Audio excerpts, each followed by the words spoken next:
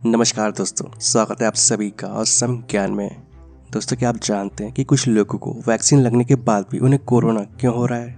जैसा कि हम सब जानते हैं कि कोविड-19 यानी कि कोरोना इन्फेक्शन वापस आ गया है और इस बार इसका इन्फेक्शन बहुत ही तेजी से फैल रहा है और इस बीच वैक्सीनेशन का कार्यक्रम भी तेजी से चल रहा है और इसे लेकर भी लोगों के मन में बहुत सी आशंकाएं पैदा हो गई हैं। पिछले महीने ही पाकिस्तान के प्राइम मिनिस्टर यानी कि इमरान खान को चीनी कंपनी की वैक्सीन दी गई थी और उसके 2 दिन बाद ही वो कोरोना पॉजिटिव पाए गए और इसको लेकर वैक्सीन विरोधियों ने अपनी आशंकाओं को सही बताया और वहीं चीन का विरोध करने वाले लोगों ने चीन की वैक्सीन को भी गलत ठहराया। लेकिन दोस्तों, विशेषज्ञ दोनों से इत्तेफाक नहीं रखते हैं। उनका कहना है कि कुछ लोगों को वैक्सीन लगने के बाद भी कोविड-19 का इन्फेक्शन हो सकता है, जो कि सामान्य सी बात है। लेकिन सवाल यही आता है कि किसी व्यक्ति को कोविड-19 की वैक्सीन लगने के बाद भी कोरोना इन्फेक्शन होना असामान्य बात क्यों नहीं है? मतलब कोरोना वायरस की वैक्सीन लगने के बाद भी कोरोना होना सामान्य बात क्यों है? तो आपको बता दूं कि इसका जवाब वैक्सीन के काम करने के तरीके में छुपा है।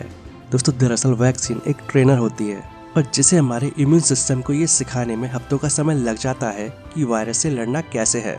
दोस्तों, जहाँ तक बात इमरान खान की है तो उन्हें वैक्सीन लगे हुए सिर्फ 2 ही दिन हुए थे और सच्चाई तो ये है कि इमरान खान को कोविड-19 इन्फेक्शन वैक्सीन लगने से कई दिन पहले ही हो चुका था और इसीलिए ये कहना कि वैक्सीन विफल हो गई यानी कि वो काम नहीं कर रही है, ये कहना सही नहीं होगा।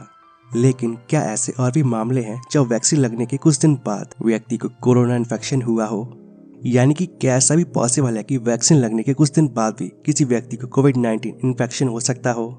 ये बात हैरान कर सकती है कि कुछ लोगों को जिन्हें वैक्सीन सही तरीके से लगी है उन्हें कोरोना इन्फेक्शन हो सकता है। अब जबकि लाखों लोगों को वैक्सीन लग चुकी है तो ऐसे मामले भी सामने आ रहे हैं और ऐसे में ये सवाल उठना भी स्वाभाविक है कि ऐसा क्यों हो रहा है और उसे उस वैक्सीन की विफलता क्यों नहीं माना जाना चाहिए। वैक्सीन लगने के बाद बीमारी के खिलाफ प्रतिरोध पैदा होने में समय लगता है। वैक्सीन लगने के बाद इन्फेक्शन होने को ब्रेक थ्रू केस या निर्णायक मामला कहते हैं और किसी मामले को ब्रेक थ्रू केस या निर्णायक मामला तभी माना जाएगा जब इन्फेक्शन पूरी तरह से वैक्सीन लगने के 2 हफ्तों के बाद हुआ हो। यानी भारत में किसी व्यक्ति को कोविशील्ड या कोवैक्सीन का दूसरा डोज लगने के 14 दिन के बाद इन्फेक्शन हुआ हो। एक इजरायली रिसर्च में पाया गया कि वैक्सीन का पहला डोज लगने के 12 दिन तक उसमें इन्फेक्शन होने की पॉसिबिलिटीज उतनी ही होती है जिसे कि वैक्सीन नहीं लगी होती। दोस्तों, इसके अलावा कोई भी वैक्सीन 100% कारगर नहीं होती है। इसका मतलब ये भी होता है कि कोई भी वैक्सीन वायरस के खिलाफ 100% प्रतिरोधी क्षमता विकसित नहीं कर सकती है। दोस्तों, चेचक की वैक्सीन अब तक की सबसे प्रभावी वैक्सीन मानी गई है, लेकिन ऐसी कारगरता यानी कि इफेक्टिवनेस बहुत ही कम मिलती है। इसके अलावा आपको बता दूं कि अभी तक दुनिया में जितनी भी कोरोना वैक्सीन इस्तेमाल में लाई जा रही हैं, उनमें से कोई भी 100% कारगर नहीं बताई जा रही है और ये सभी वैक्सीन 85 से 95% के बीच कारगर है और ज्यादातर वैक्सीन 90% से ऊपर कारगर बताई जा रही हैं। वैसे भी वैक्सीन के जरिए हम कोविड-19 का उन्मूलन नहीं करना चाह रहे हैं और बाकी हम बीमारी की गंभीरता और मौत को रोकने का प्रयास कर रहे हैं।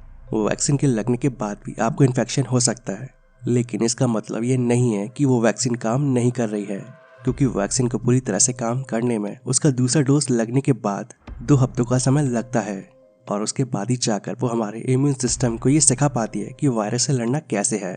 और वैक्सीन लगने के 1-2 दिन के बाद भी आपको इन्फेक्शन हो सकता है। तो अब आपको समझ आ गया होगा कि कुछ लोगों को वैक्सीन लगने के बाद भी कोविड-19 इन्फेक्शन क्यों हो रहा है। तो उम्मीद करता हूँ आप सभी को वीडियो पसंद आया होगा। वीडियो अच्छा लगे तो वीडियो को प्लीज़ लाइक एंड शेयर जरूर करें और ऐसी इन्फॉर्मेटिव वीडियोस आगे भी देखने के लिए हमारे चैनल को सब्सक्राइब कर लें। तो मिलते हैं नेक्स्ट वीडियो में। जय हिंद।